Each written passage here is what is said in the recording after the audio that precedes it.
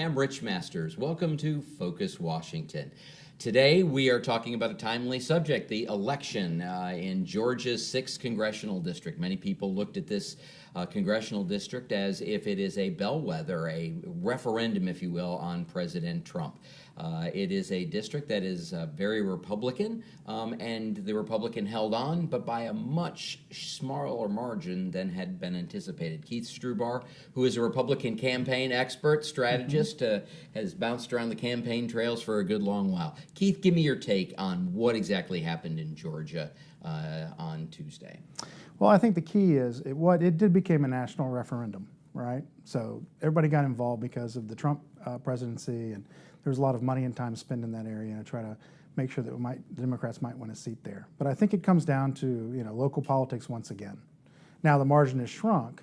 However, the traditional players turned out in that election and ended up bringing her along and beating Ossoff in that election.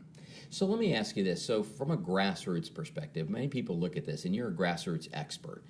From a grassroots expert, this looked like they just worked just a bit harder, and maybe all that advertising dollars from Washington on behalf of both sides kind of motivated the base better. Yeah, I think that's what happens a lot of times. So when you nationalize an election, right, a lot of parties come in from around the country and they start talking about why this election is important in a national scale. But at the end of the day, a lot of folks in the districts just want to make sure that they're represented there in those districts. And I think that the victorious candidate made that plea. Do you think that it says anything about what we're going to see, a year and a half from now, or is it a snapshot in time? I think that we're going to see some nationalization of these campaigns, but I think that the playbook has now been sort of laid out, right? So, I mean, at the end of the campaign, the Republican candidate said, 82% of the contributions coming into the campaign for my opponent have come from out of this area, okay? And I think you're going to see that argument made by the folks that run locally on the Republican side, even though there will be this sort of nationalization of the campaign, because let's be honest, the Democrat Party nationally wants to turn over the House in order to have some power back here in Washington, D.C. It's the number one priority the Democrats have, and it's interesting to note that most of the ads didn't even mention the Democrat who was running. They mentioned Nancy Pelosi, and they mentioned other, Hillary Clinton and other national leaders, Barack Obama. They didn't mention the guy who was actually running much at all. Yeah, but of course, so you got to imagine that seat's been run by the Republicans for 30 to 35 years, right? Started back with Newt Gingrich, who turned that seat over in the very beginning. And so the main campaign point for them was, hey, listen, don't give the opposition in Washington, D.C., the Democrats in this case, another person that could go in and help them out down the road. So it played to that sort of, we've been in this tent for a long time here in Georgia 6. Let's make sure we stay where we are and not give up something that could potentially harm us down the road. So if you're a Republican strategist, which you are, what does this tell your party?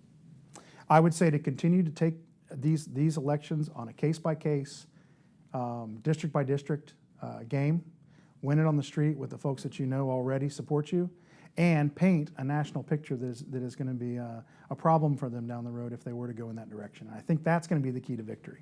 Yeah, thanks, Keith. Keith Strubar, a Republican strategist. As a Democratic strategist, I'll tell you, Keith, my take is the Democrats at some point have got to look, and they've got to realize that they have to figure out a way to have a better brand in red America. They've got to figure out a way to not be tied with the national parties. The local parties have got to be able to win. For Democrats to win in the South, as you know this, you have to run local races. It has to appeal to the local folks who are on the ground, who are doing the races.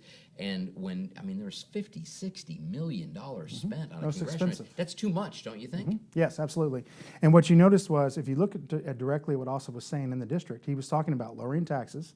He was talking about lowering bureaucracy. He was trying to speak to a moderate Republican crowd because he knew that was his audience. However, he was diminished by the fact that the story was turned very quickly on the amount of money coming from Hollywood and from out of the district. So that's a key, I think, for both parties to think about when it comes down to the elections that are going to come on for the House in 2018. All politics are local, huh? Absolutely. Great. Thank you very much. Keith Strubar, a Republican's campaign strategist with many, many, many years of experience in his belt. We're glad you joined us for this edition of Focus Washington. Join us again next time.